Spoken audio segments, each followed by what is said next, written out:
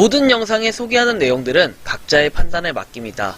니 에이스 채널은 항상 모든 영상에 있어서 유료로 하는 것들은 신중하게 결정하시는 것이라고 말씀드립니다.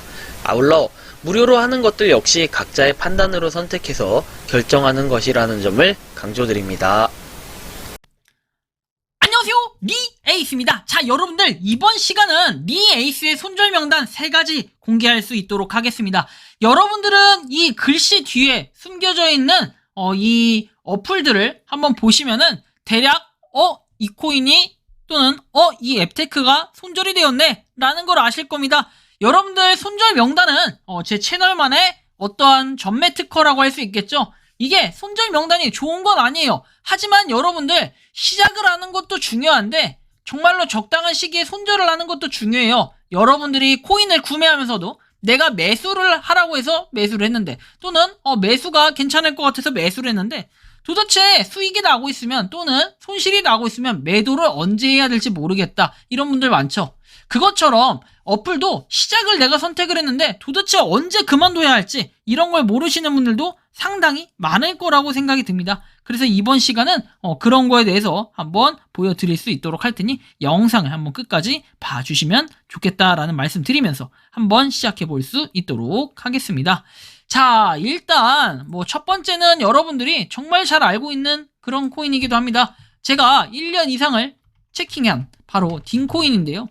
딘코인에 손절하게 된 이유는 굉장히 다양합니다. 여러모로 오랜 시간 지켜보기도 했고, 일단 5만 명 이상 다운로드, 유저 수가 굉장히 화력에 비해서는 부족하다라는 걸 느낄 수 있습니다. 물론 딘코인 같은 경우에 이게 5만 명 이상이라고 해서 정확하게 집계가 안 되는 이유는 당시에 딘코인 앱 자체가 한번 변경이 됐어요. 체인지가 된 적이 있기 때문에. 그래서 아마 실제 유저 수의 집계가 좀 적을 것으로 판단이 됩니다. 하지만 그럼에도 불구하고 딘코인 같은 경우에 5만 명 이상 다운로드라는 거는 당시에 앱이 체인지 되면서 유저 수가 줄었다라는 걸 알 수 있고, 원래 계획대로라면은 바이낸스에 상장하겠다라는 이런 의지가 굳건했습니다. 그런데 최근에 어떠한 덜미를 잡힌 게 하나가 있습니다. 그 사건에 대해서 한번 말씀드릴 건데, 일단 B2B 테크 같은 경우에는 다양하게 무료 코인을 얻을 수 있다고 해서 크립토 퀴즈부터 이 월렛까지 있습니다.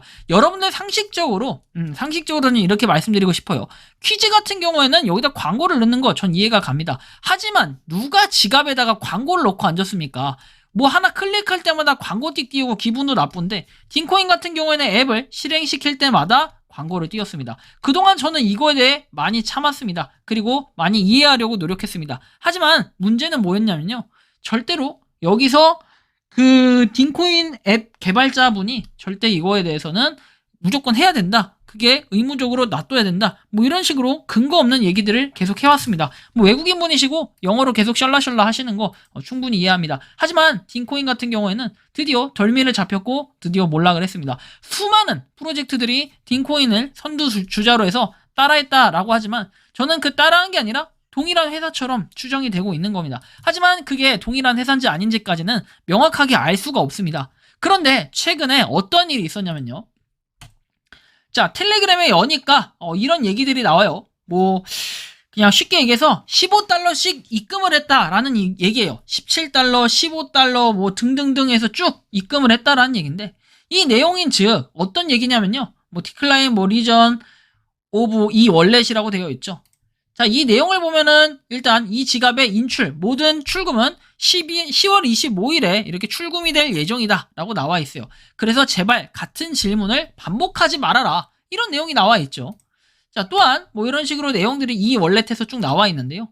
자, 이 얘기는 뭐냐면, 어제 팀은 만약 누군가가 성공적으로 출금을 한다면 대신에 USDT를 지불하고 USDT 20을 확인한다 해가지고 거부가 되는 사례가 있어요. 딘코인의 KYC 계정과 일치하지 않는다라는 거, 그리고 다중 계정을 사용한다. 즉 우리가 딘코인에서 이 소리는 뭐냐면은, 딘코인 앱에서 이 월렛으로의 출금을 하기 위해서는 여기서 뭐가 필요하다? 15달러가 필요하다. 15달러 입금을 해야 된다라는 거예요. 말 같은 소리를 해야지 15달러씩 입금을 하고 앉았습니다. 근데 저거에 속아서 입금을 하신 분들도 상당히 많습니다. 속았다라는 표현이 좀 그렇긴 한데, 9월 30일까지 지갑 인출을 완료했다 해서 실제 받을 금액을 벌면 15일이 걸린다라고 돼 있고, 출금이야 해주겠죠. 숫자야 적용을 시켜주겠죠. 하지만 딘코인이 무슨 출금하는데 15달러씩 필요합니까? 상식적으로 이거는 정말 말이 안 되는 겁니다. 자, 우리가 다른 거 한번 생각해 봅시다. 뭐 비트코인 레전드 볼까요? 출금하는데 돈이 들어가나요? 또 다른 거 한번 볼까요? 뭐 더마르스 출금하는데 돈이 저렇게 많이 들어가나요? 아무리 어떠한 체인을 사용하는지도 명확하게 공개되어 있지 않은 상태에서 제가 볼 때는 BSC로 예측은 하나 이런 거 역시도 명확하게 공개되어 있지 않은 상태에서 BUSD를 15달러씩이나 내고 구매를 한다? 이거 자체가 상식적으로는 말이 안 맞다라는 생각이 들어요. 그래서 딩코인 같은 경우에는 손절의 결정적인 원인은 수많은 광고 송출, 그 다음에 뭐가 있죠? 오랜 전통에 비해 화력이 현저히 낮음, 그리고 뭐가 있죠? 출금을 하는데 15달러씩 내야 함. 이런 것들이 바로 원인이 됩니다. 그래서 제가 딩코인을 손절을 하게 됐습니다. 얼마 만에? 1년하고 한 몇 개월이에요? 1년 반 만에 손절을 했습니다. 광고를 오지게 본 게 솔직히 좀 아깝긴 합니다. 여러분들도 그렇게 생각할 거예요. 하지만 때로는 지금이라도 광고를 계속 봐야 되는 이런 것들을 볼 때는 과감하게 시간 낭비하지 말고 늦었지만 지금이라도 손절을 하는 게 맞다라고 판단했기 때문에 손절을 하게 됐습니다. 그래서 딩코인 빠이짜이젠입니다. 그동안 고생 많았습니다. 어쩔 수가 없어요. 자, 두 번째는 메타퓨엘입니다. 메타퓨엘 같은 경우에는 여러분들이 잘 알겠지만 어떤 앱하고 유사하게 이렇게 앱이 등장한 게 하나가 있어요. 제가 정확히 이름은 기억이 나지 않지만 과거에 앱이 하나 나오면서 그 앱 자체가 갑자기 사라졌어요. 여러분들이 한번 보여드리면 메타퓨엘에서 PCAP라고 돼 있는데 이것이 바로 그 앱이라고 볼 수 있어요. 그렇죠? BNB와 같은 기능을 제공하는 스마트 체인 기반 자산이라고 해가지고 피캡 토큰이라고 돼 있죠. 근데 사진이 조금 달라졌어요. 뭔가 그죠?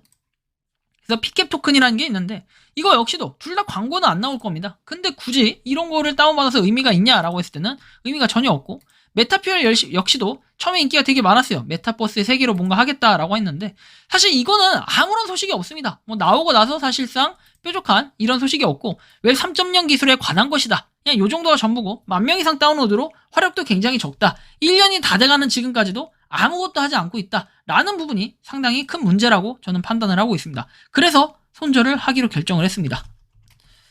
1년이 다 되어감에도 불구하고 몇 명이죠? 1만 명? 그죠? 1만 명. 자, 1만 명 이상. 1만 명 이상이 전부. 그리고 어떠한 소식도 업데이트 소식도 없음. 과감하게 손절. 물론 광고는 없어요. 하지만 이렇게 손절을 하게 된 이유가 좀 간단하고요. 메타퓨엘 같은 경우에는.